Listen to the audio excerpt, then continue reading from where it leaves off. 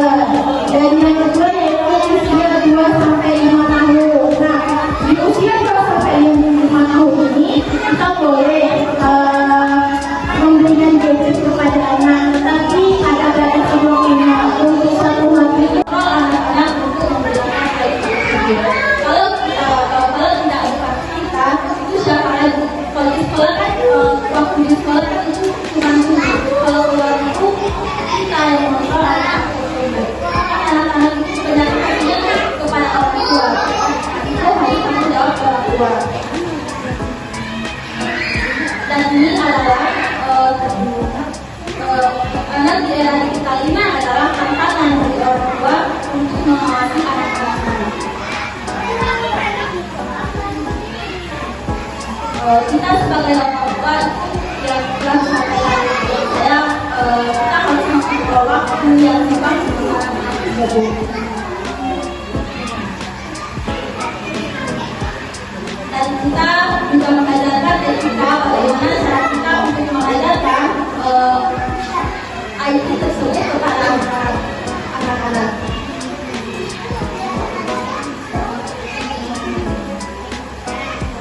Ya, kita orang tua memegang peran penting bagi anak-anak dalam membimbing anak agar dapat memanfaatkan teknologi secara tepat dan bertanggung.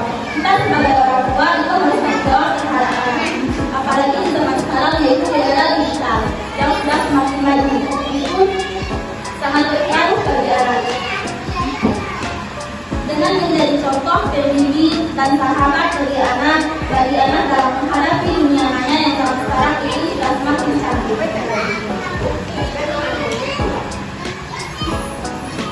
Dengan mendidik anak di era digital, anak bisa menjadi anak yang beradab, berakhlak, dan bisa menghadapi tantangan dunia maya yang masa depan. Bahkan hanya sekadar mengawasi untuk berkarakter yang kuat dan bijak dalam berintegrasi dunia maya.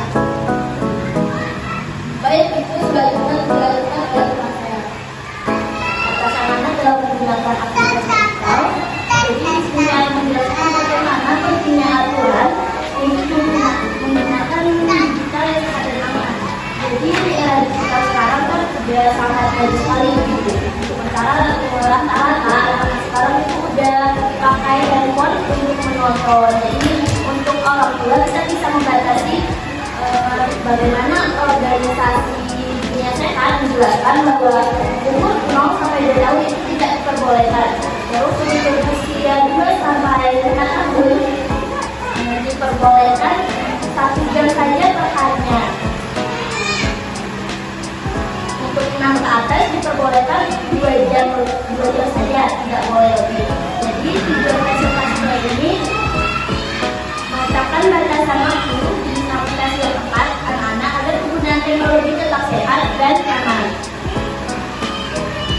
Jadi setelah anak-anak melakukan kegiatan menggunakan gadget, anak-anak itu diberikan waktu istirahat sekitar 30 sampai 50 menit untuk menyenangkan mata anak-anak. Yaitu dengan cara mungkin ibu bisa mengajak anak-anak bermain dengan temannya, atau ibu ajak bermain dengan ibu sendiri atau bapaknya yang gitu.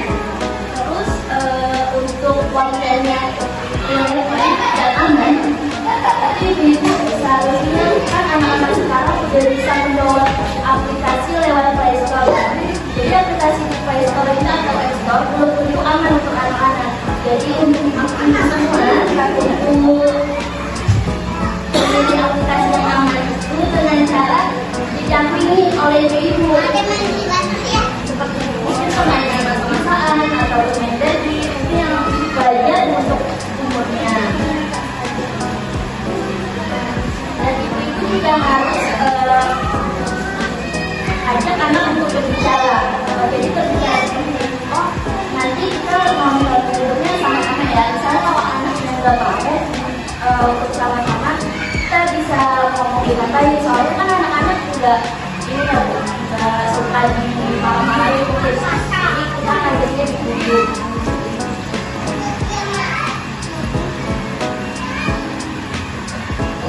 Jadi materi yang selanjutnya akan dijelaskan oleh teman saya. Adapun dampak negatif dari teknologi terhadap komunikasi orang tua dan anak, yaitu penggunaan teknologi tidak dapat mengambil waktu antara orang tua dan anak. Proyek terlalu waktu yang dihabiskan dalam belajar akan mengurangi waktu yang kualitas bersama, yaitu menghambat perkembangan keterampilan siswa anak.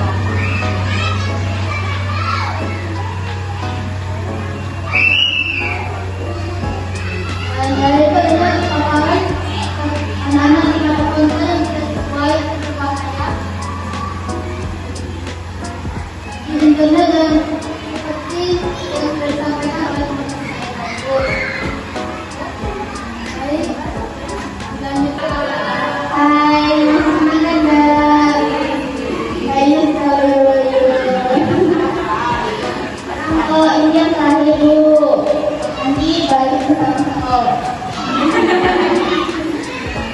yaitu materi yang terakhir menyediakan hubungan emosional yang kuat. Menyediakan hubungan emosional yang kuat pada anak-anak itu sangat penting. Membantu mereka membangun kesan enak. Seperti ibu dapat merangkul anak-anak dengan bercerita atau dari berpelukan yang sudah dijelaskan oleh teman saya itu bisa masuk ke sosial emosional pada yang saya jelaskan ini.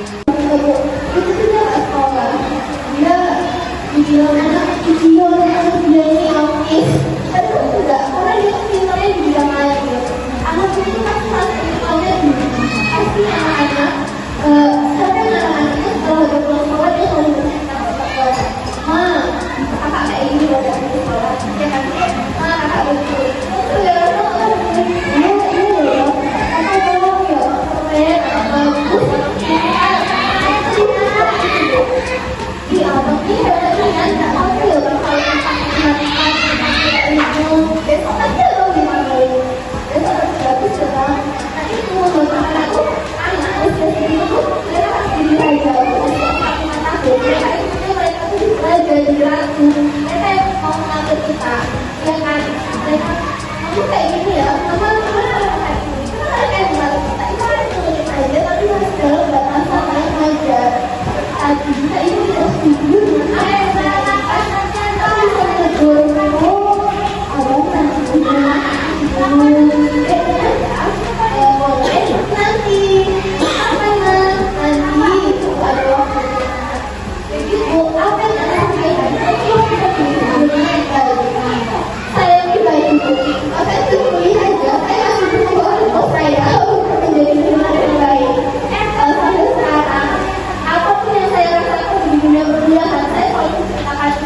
pada orang tua saya, saya merasa nyaman.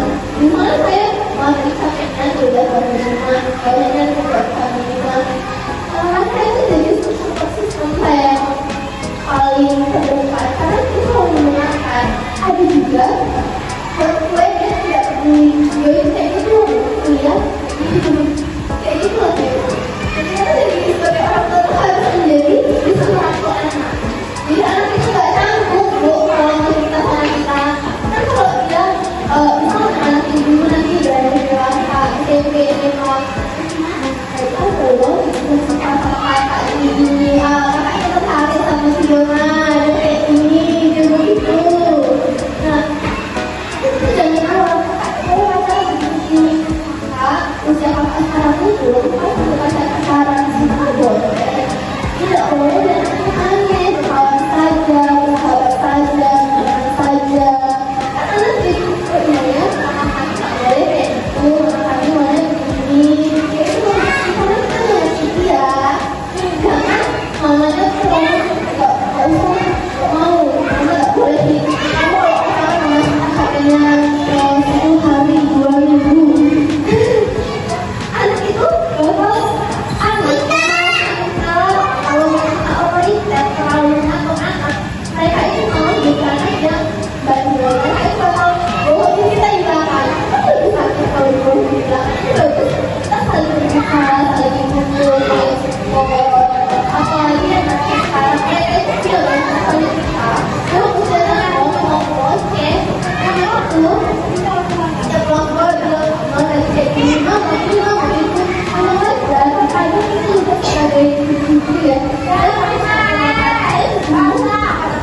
saya itu mikirnya terus tapi kalau usia dia emang itu kembali mereka kenal kognitif bahasa seni motorik mereka beraktif berarti kita tidak anak itu mereka hyperaktif tidak bu hyperaktif itu karena kegiatan yang sudah dibilang di atas kalau memang dia itu merasa dia hyperaktif ada sekolah tapi ada tahapan yang memang dia bisa tidak dijelaskan itu hyperaktif oke lagi-lagi dia pakai dia ada orang begini dia ada orang begini ya karena itu perkembangan motoriknya itu berjalan motoriknya berjalan kalau itu yang berpikir dia itu memikir apa yang begini dia berpikir itu bukan berarti dia hyperaktif anak yang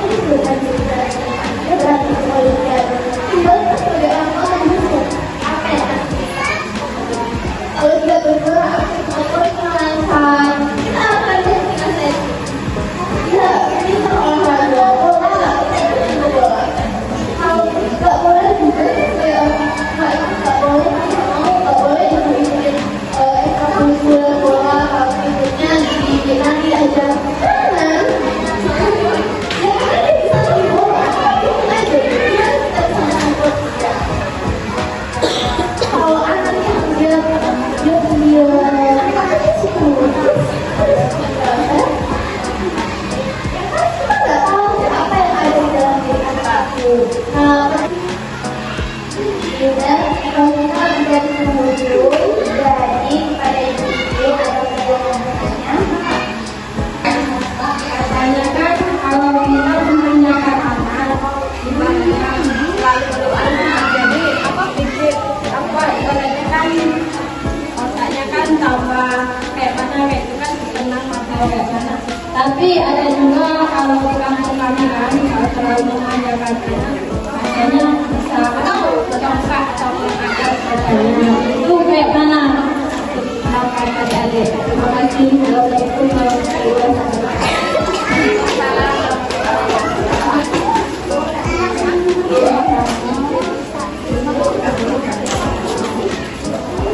Baik ibu, kalau ibu Anita tadi bertanya gimana sih kalau kita itu selalu banyak memanjakan anak atau orang dulu kalau memanjakan anak jadi melawan terhadap orang tua, benar sekali.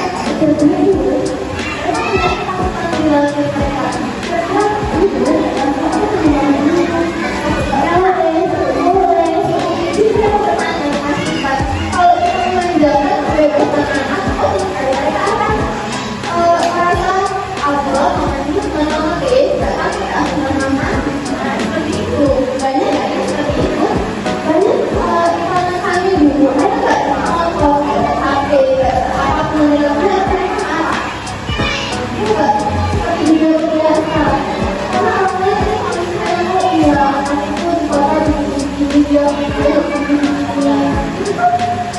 kita lagi merasakan masa ini jadi anak merasakan sebelumnya seperti apa. Jadi